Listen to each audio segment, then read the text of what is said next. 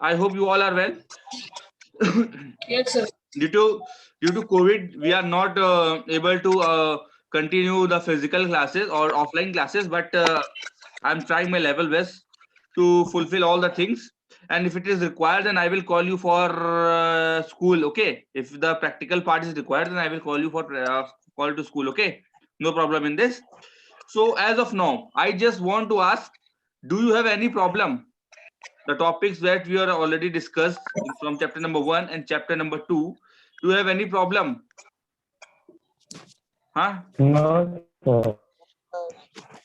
I don't. If you have any problem, you No, can sir. ask me. Otherwise, we will move. We will move further. Okay. If you have any problem, you just ask me. Otherwise, we will move further. Sir, analog computer.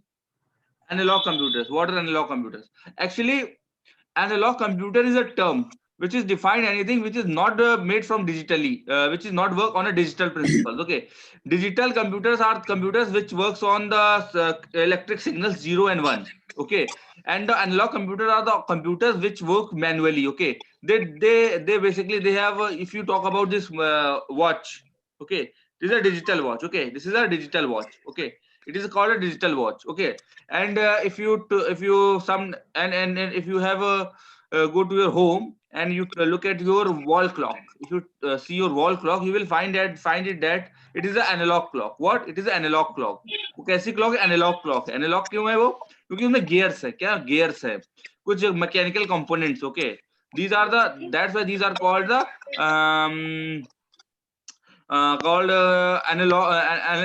analog computers. Okay.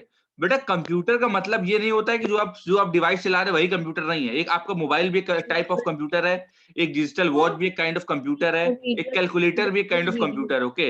याद रखिएगा कि हर वो चीज जो कोई calculation कर रही है, जो कोई काम ऑटोमेट कर रही है, वो कंप्यूटर है. ओके. तो अगर हम लोग बात करें तो दो तरीके के मेन कंप्यूटर होते हैं, digital computer, analog computer. Digital computer वो कंप्यूटर्स होते हैं जिनमें चीजें डिजिटली हैंडल होती है, जिसमें सिग्नल्स पास होते हैं 0 एंड 1 की फॉर्म में. ओके. जैसे डिजिटल क्लॉक की मैं बात कर रहा हूँ, आपका ये लैपटॉप की बात कर रहा हूँ, आपका एक मोबाइल की बात करूँ, तो ये सारे डिजिटल डिवाइसेस हैं. Right.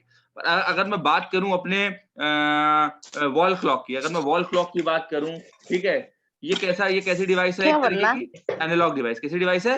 Analogue device. Analog device क्यों है? क्योंकि इसमें गियर्स लगे हुए हैं. क्या लगे हुए हैं? गियर्स. ओके. गियर्स अगर आप लोगों को नहीं पता तो मैं दिखा देता हूँ आपको. मैं 1 सेकंड का टाइम दीजिएगा मुझे. मैं एक स्क्रीन शेयर करने जा रहा हूँ आपसे.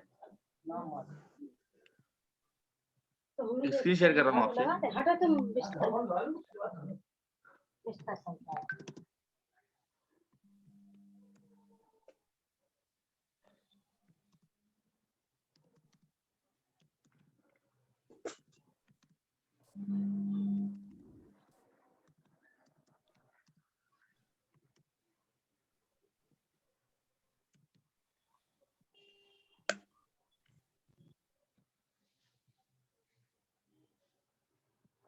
बच्चों दिख रहे हैं इमेजेस आपको? ये सब Yes, sir.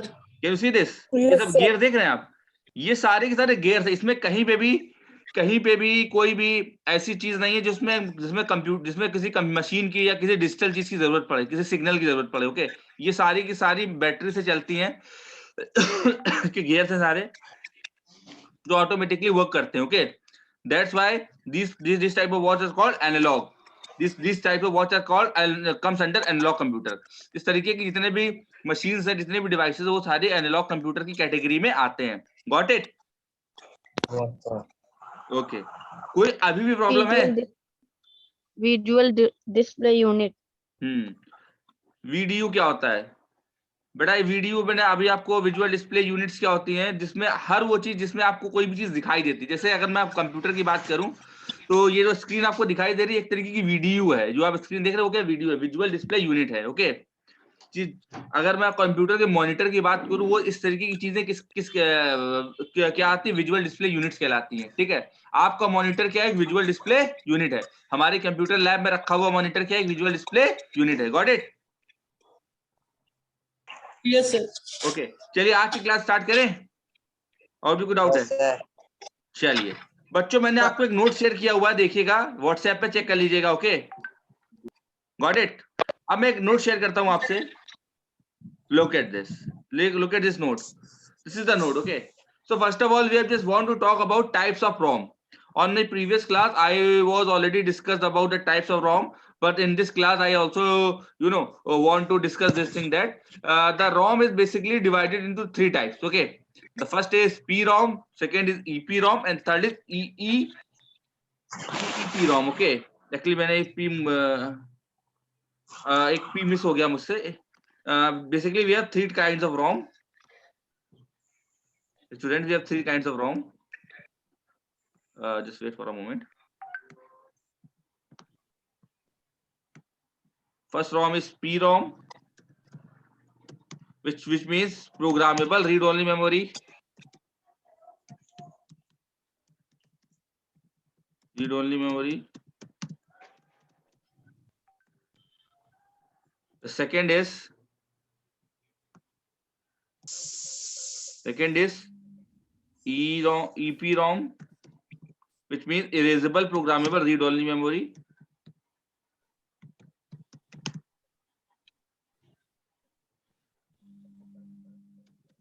Programmable read-only memory.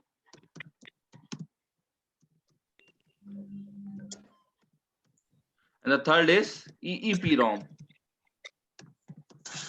which means electrically programmable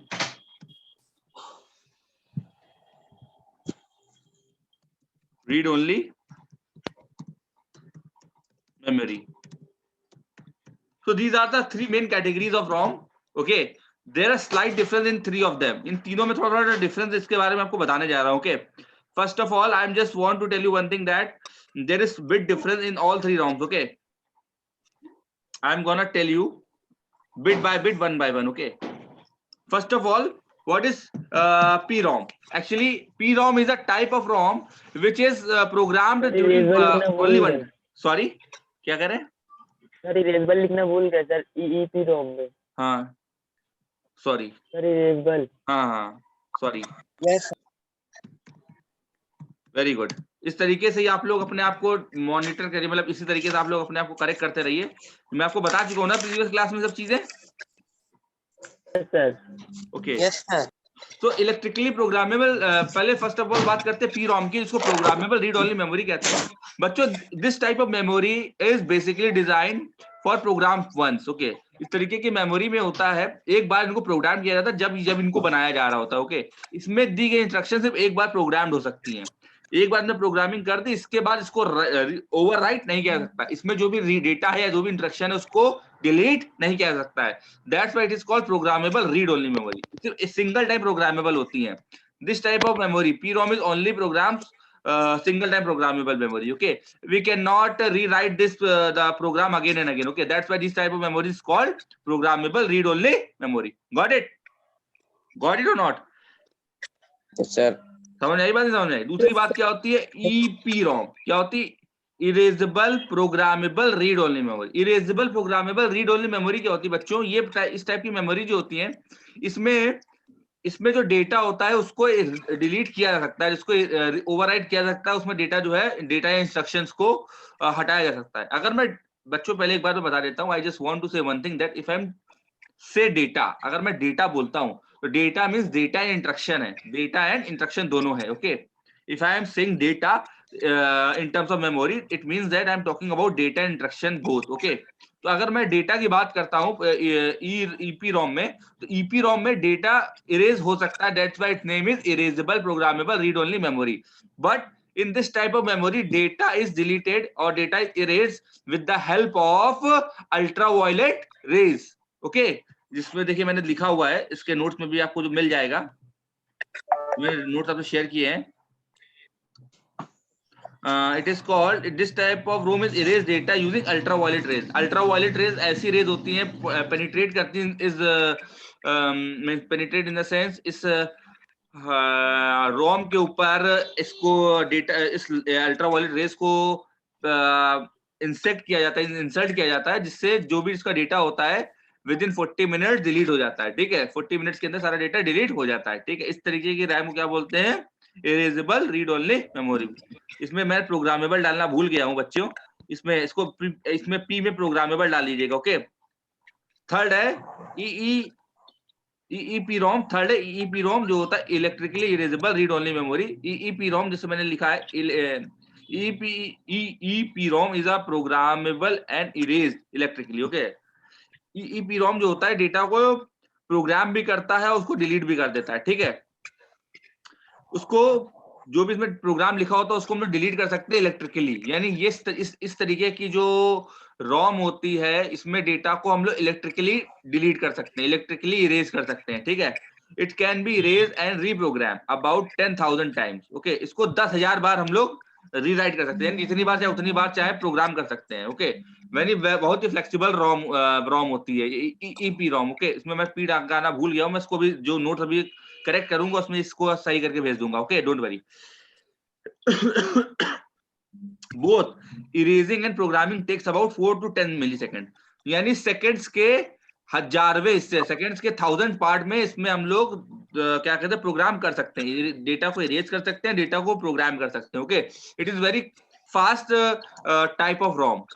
इस तरीके की रोम होती है EEPROM। तो इस तरीके से हमने तीनों रोम्स के बारे में बात कर लिया। Got it? कोई डाउट है यहाँ तक? कोई डाउट हो पूछ लीजिए मुझसे। Students, if you have any doubt you can ask me, if you have any doubt you can ask me. कोई डाउट है बच्चों? Sir, how many bits can make a byte? बेटा इसके बाद वाला जो चैप्टर है, वैसे अगर आप पूछ रहे हैं तो मैं बता देता हूँ अभी के लिए। वैसे नेक्स्ट टॉपिक यही है, 8 bits form a byte. 8 bit से मिलकर के एक बाइट बनता है। ठीक है, अब इसके बारे में बताने जा रहा हूँ, उसके बाद जो है मैं बताने जा रहा हूँ 8 बिट्स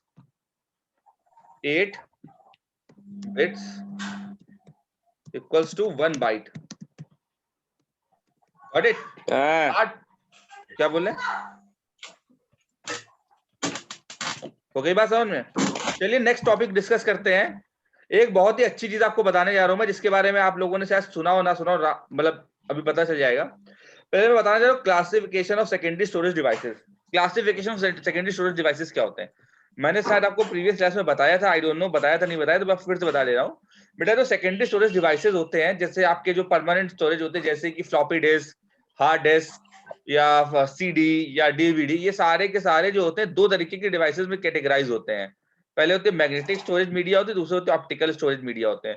मैग्नेटिक स्टोरेज मीडिया क्या होते हैं? Magnetic storage medias are those medias which use the magnetic materials to store the data। Magnetic storage media ऐसे होते हैं जिसमें मैग्नेटिक डिवाइसेस, मैग्नेटिक मटेरियल्स का यूज किया जाता है डेटा को स्टोर करने के लिए। इस तरीके के डिवाइसेस के एग्जांपल होते हैं hard disk, floppy disk etcetera. Okay, got it? और अगला ऑप्टिकल स्टोरेज की बात करें तो optical storage are those kind of devices which read the data with the help of optical reader like DVD। Okay, जो जितने भी ऑप्टिकल स्टोरेज मीडिया होते हैं जैसे CD और DVD, इनको जो रीड करने के लिए जो लेंस लगा होता है आपके DVD राइटर में, CD राइटर में, वो बेसिकली ऑप्टिकल रीडर होता है। वो कैसा होता है? ऑप्टिकल रीडर होता है जो डेटा को रीड करता है। ओके, इतनी बात समझ में आई आपको? Yes, sir. If you have any doubt you can ask me, otherwise we will move to a very new topic, that is cache memory। समझ में आई नहीं समझ में आई बात? Now moving on, I consider that you understand all the things। Okay, the next topic is cache memory। I think इस memory के बारे में आपने कितने बच्चों ने कभी भी कुछ के बारे में कुछ सुना हुआ है? तो मुझे बताएगा। आप लोगों ने कंप्यूटर खरीदा है या जो भी चीज खरीदी, कभी आप लोगों ने मेमोरी के बारे में सुना है? कैशे मेमोरी, ये बहुत इंपॉर्टेंट है, इसको समझना बहुत इंपॉर्टेंट है। Have you ever heard about this memory called cache memory? कभी आपने इस मेमोरी के बारे में सुना है? हाँ? Yes, sir. Sorry? Yes, sir. Yes, sir. नहीं सुना है। नहीं सुना है? चलिए मैं बताता हूँ। First of all, I just want to say that it is very fast memory. This memory speed is very fast. Okay, that it is, इसको कोई cache memory पड़ेगी। It is called cache memory। क्या? Cache memory। What we represent as cache memory। क्या बोलेंगे इसको? Cache memory। Okay। It is a special type of memory used for speeding up the transfer of data instruction। बच्चों ये एक बहुत special type की memory होती है जो हमारे जो हमारे डेटा ट्रांसमिशन और ट्रांसमिशन की स्पीड को फास्ट कर देती है, ठीक है। The speed of CPU is much higher than the access time of the main memory. जो सीपीयू की स्पीड होती है वो काफी तेज होती है, एक्सेस टाइम काफी तेज होता है मेन मेमोरी से। This affects the performance of the CPU due to the lower speed of the main memory. To overcome this problem, a special type of memory chip is invented called the cache memory, which is placed between the CPU and the main memory. Cache memory access is much faster than the RAM. It is stored data and program data frequently used by the CPU. Any data is required. First, cache is checked first. This memory is very expensive in comparison with main memory. Okay. बच्चों इतना मैंने बोल दिया, आपको कुछ समझ में आया? आई डोंट थिंक सो इतना कुछ डिटेल आपको समझ में आई होगी जब तक मैं आपको समझाता नहीं हूँ। एक्चुअली मैं एक आपको डायग्राम के थ्रू समझाता हूँ तो पूरी बात आपको बहुत डिटेल में समझ में आ जाएगी। ओके, मैं इसको हटा देता हूँ। सबसे पहले बच्चों मैं बात करता हूँ आपके कंप्यूटर के आर्किटेक्चर की। तो अगर मैं बात करूँ कंप्यूटर आर्किटेक्चर की तो सबसे पहले हमारे पास होता है एक रैम। सबसे पहले मैं बात करता हूँ, हमारे पास एक प्रोसेसर होता है। क्या होता है? प्रोसेसर होता है, इसको सीपीयू बोल सकते हैं, ठीक है। यहाँ सीपीयू का मतलब प्रोसेसर है। Okay, CPU means processor. Okay, इसकी स्पीड बहुत फास्ट होती है। Its speed is very fast. It's processing speed is very fast. Speed is very fast. Okay, CPU की प्रोसेसिंग स्पीड बहुत फास्ट होती है, ठीक है। अब बात करते हैं हमारी रैम की। मैंने आपको बताया था कि हमारे जो मतलब मेन मेमोरी होती है वो क्या होती है? रैम होती है। मेन मेमोरी क्या होती है? रैम होती है। मैंने प्रीवियस क्लासेस में आपको ये बात बताई थी और नोट्स में भी मैंने लिखी थी ये बात। ओके, तो हमारे पास जो मेमोरी होती है रैम, ये हमारे पास एक रैम 4 GB की। ओके, मेरे पास 4 GB रैम है, 8 GB रैम। ओके ओके, मान लीजिए मेरी 8 GB रैम है, इसमें कोई its processing speed is lesser than CPU। इसकी जो स्पीड है सीपीयू की स्पीड से कम होती है। Got it? जो रैम है हमारी उसकी प्रोसेसिंग स्पीड सीपीयू की स्पीड से कम होती है। बच्चों तो अब समझिए कि हमारा जो सीपीयू है वो तो बहुत तेज काम कर रहा है। हमारा जो सीपीयू लगातार बहुत तेजी से प्रोसेस कर रहा है, उसको जो भी इंस्ट्रक्शन मिली वो तेज प्रोसेस कर रहा है। पर हमारा जो रैम है, जो हमारा रैम है, जो हमारा मेन मेमोरी है, जिसको हम लोग मेन मेमोरी भी बोलते हैं, वो इतनी तेजी से इंस्ट्रक्शन नहीं दे पा रहा है। यानी कि इसको जो मेन मेमोरी जो होती है सीपीयू को तेज इंस्ट्रक्शन नहीं दे पा रही। इसको सीपीयू को हम लोग एक नाम से और जानते हैं, इसको क्या बोलते हैं? Main memory. क्या बोलते हैं? Main memory. कौन सी मेमोरी? Main memory. ओके, कौन सी मेमोरी? Main memory.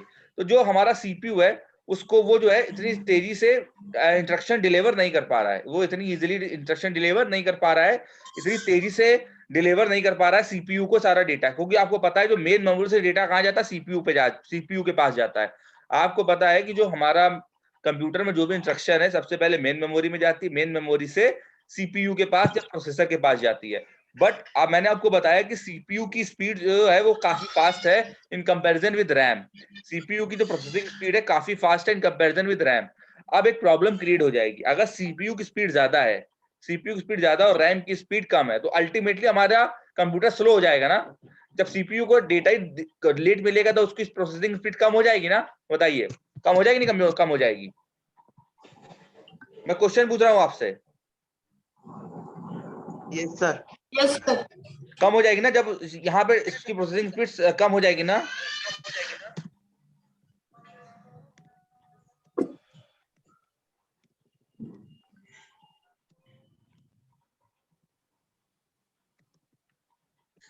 स्पेलिंग देख लीजिएगा।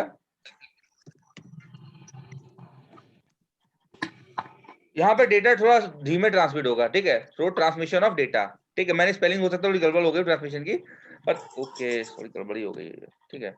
तो यहाँ पे डेटा ट्रांसमिशन स्लो होगा सीपीयू के पास, ठीक है। Slow data rate of transmission. Okay, slow data rate of transmission. जो डेटा का जो रेट ऑफ ट्रांसमिशन है काफी स्लो होगा। Got it? गॉट इट और नॉट? अब बात करते, अब यहां से तो देखिए अगर ऐसे अगर चलता रहा तो बड़ा ही मतलब, अगर ऐसा सोच लीजिए कि मैं अगर कुछ बोल रहा हूँ आप तक 10 सेकंड बाद पहुंच रहा है, तो उस बात को बताने का कोई मतलब है? बताइए। अगर मैं यहाँ से कुछ बोल रहा हूँ आपके पास 10 सेकंड बाद पहुंच रहा है, साइमल्टेनियसली आपके पास डेटा नहीं पहुंच रहा है, तो फिर प्रॉब्लम हो जाएगी ना, आपको समझने में बहुत लेट हो जाएगा ना। तो वही चीज प्रॉब्लम इसके साथ भी थी कि सीपीयू की स्पीड बहुत फास्ट है और हमारे रैम की स्पीड या मेन मेमोरी की स्पीड बहुत फास्ट नहीं है। इस प्रॉब्लम को ओवरकम करने के लिए डेवलपर्स ने या कंप्यूटर आर्किटेक्चर में एक नई मेमोरी यूज की गई जिसको बोलते हैं कैशे मेमोरी। क्या बोलते हैं? Cache memory. क्या बोलते हैं? Cache memory. क्या बोलते हैं? Cache memory. Cache memory. ये मेमोरी बहुत फास्ट होती है, this memory is very fast. Okay, तो जो भी डेटा इंस्ट्रक्शन है सबसे पहले कहां पहुंच जाता है? बफर में इसके स्टोर हो जाता है। यानी जो मेन मेमोरी है वो सारा डेटा कहां चला, जहां कहां भेज देती है? इस कैशे में भेज देती है, जो बहुत फास्ट है। इसकी जो प्रोसेसिंग स्पीड वेरी फास्ट है ना, very fast, very fast. Okay, ये कैशे मेमोरी बहुत फास्ट होती है। तो डेटा जितना भी होता है कहां पहुंच जाता है? मेन मेमोरी सारा डेटा कैशे मेमोरी प्रोवाइड कर देती है, और कैशे मेमोरी की स्पीड बहुत तेज है। ये सारे की सारा इंस्ट्रक्शन एक बार में कहां पहुंचा देती है? सीपीयू में पहुंचा देती है। यानी कि सीपीयू की स्पीड को मैचअप करने के लिए हमने किस मेमोरी को इंट्रोड्यूस किया? कैशे मेमोरी को। स्पीड किसको इंट्रोड्यूस किया? कैशे मेमोरी को। ओके, मैंने आपको बताया था कि हमारी जो मेन मेमोरी है, रैम की मेमोरी, थोड़ी सी मेमोरी रैम जो उसकी प्रोसेसिंग स्पीड थोड़ी धीमी होती है, उसकी डेटा ट्रांसमिशन स्पीड थोड़ी धीमी होती है।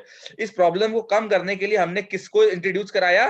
कैशे मेमोरी को। किसको इंट्रोड्यूस कराया? कैशे मेमोरी को। कैशे मेमोरी की प्रोसेसिंग स्पीड बहुत फास्ट होती है। कैशे मेमोरी की प्रोसेसिंग स्पीड बहुत फास्ट होती है, जिसकी वजह से डेटा का जो ट्रांसमिशन है बहुत फास्ट हो जाता है।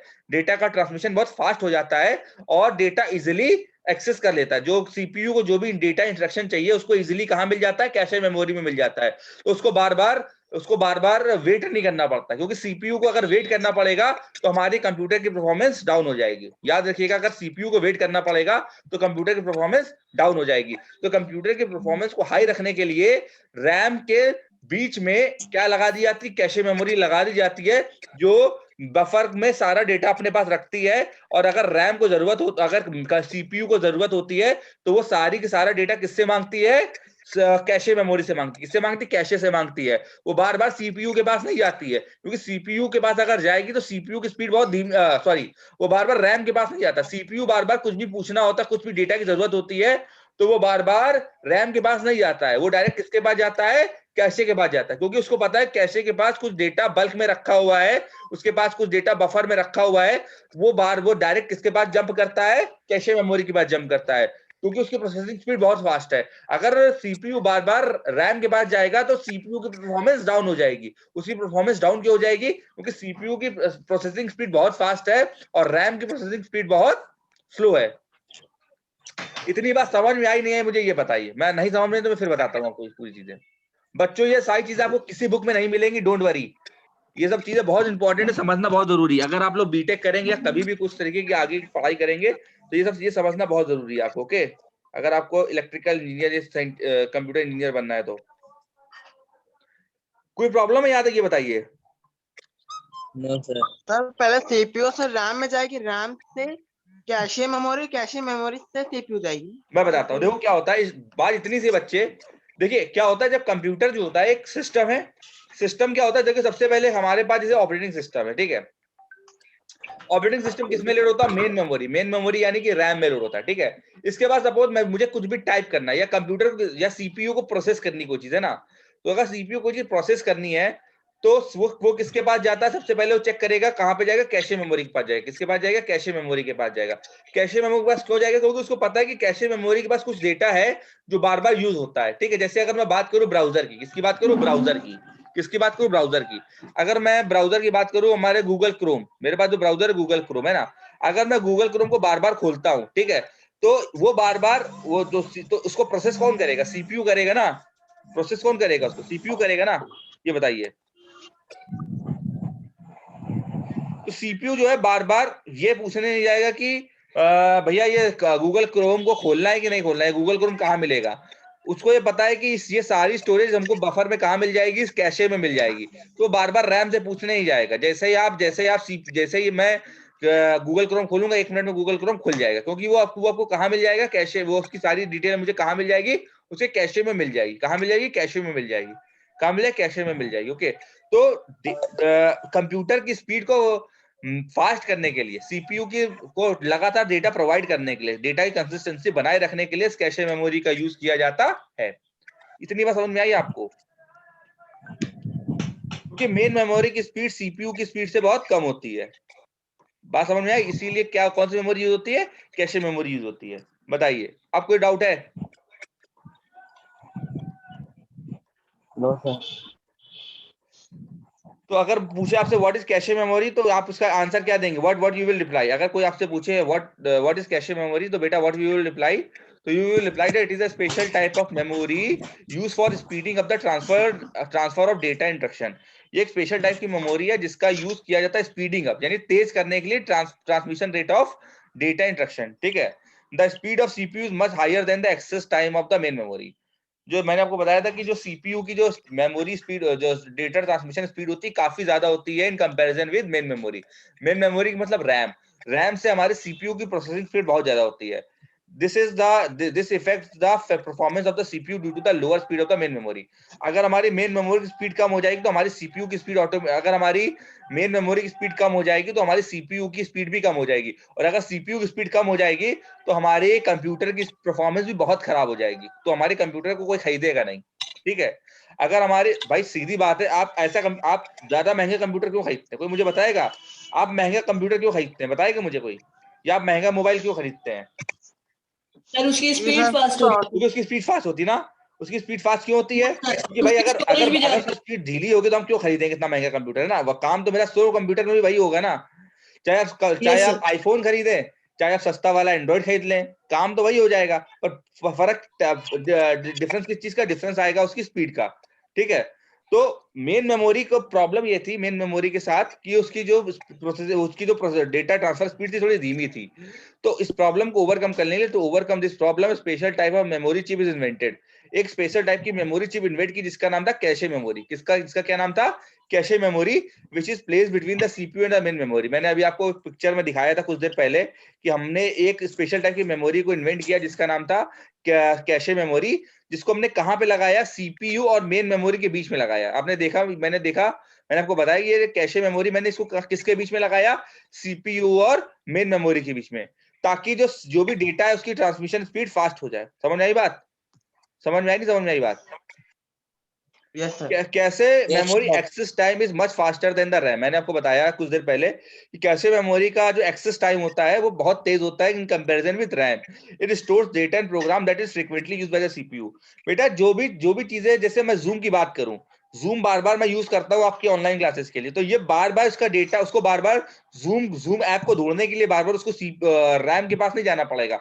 उसको डायरेक्टली जैसे मैं जेड टाइप करूंगा ऑटोमेटिकली जूम अपने आप लिख करके मुझे मिल जाता है, क्योंकि उसको पता है कैशे मेमोरी में बस स्टोर हो चुकी है कि मैं बार बार जूम ऐप का यूज करता हूं। तो ये जो जूम जो है कैशे के मेमोरी में स्टोर हो गया है, तो कंप्यूटर को बार बार, जो हमारा सीपीयू, उसको बार बार जूम को ढूंढने के लिए रैम के पास नहीं जाना पड़ेगा, उसको रैम डायरेक्टली कहां मिल जाएगा? कैशे में मिल जाएगा। ठीक है, so any data is required first cache is checked first। okay, तो किसी डेटा की अगर जरूरत है तो सबसे पहले वो डेटा कहाँ चेक होता है? कैशे में चेक होता है। अगर वो डेटा कैशे मेमोरी में नहीं मिलता है फिर इसके बाद वो कहाँ जाता है? रैम के पास जाता है। ठीक है, सबसे पहले जो हमारा जो सीपीयू है वो डेटा को कहाँ पे चेक करता है? कैशे में चेक करता है। The data first will checked in cache. once our CPU not find this data in cache, then it will move to RAM। Okay, इतनी बात समझ में आई? अब बच्चों आप बात करेंगे सर हम लोग रैम की जगह कैशे मेमोरी का यूज क्यों नहीं करते? आपके दिमाग में ये बात आई कि नहीं आई कि सर अगर रैम कैशे मेमोरी इतनी फास्ट है तो हम लोग कैशे का यूज क्यों नहीं करते हैं, रैम का यूज क्यों करते हैं? तो बच्चों इस कैशे मेमोरी में प्रॉब्लम है कि the cost of cache memory is very fast. हमारे कैशे मेमोरी की जो कॉस्ट है, यानी जो कीमत है, बहुत महंगी है। अगर कैशे मेमोरी की अगर कंपैरिजन करें रैम से तो वो 10 गुना ज्यादा महंगी है, इसीलिए हम लोग रैम का यूज करते हैं। that's why we are not opting cache in large quantity। हम लार्ज क्वांटिटी में कैशे का यूज इसलिए नहीं करते क्योंकि कैशे की कॉस्ट बहुत ज्यादा है। Okay, So we use this RAM instead of cache memory in most of the time. Okay, इतनी बात समझ में आई? बताइए। यस सर आ गई। ठीक है, अभी भी कोई डाउट है तो पूछ लीजिए।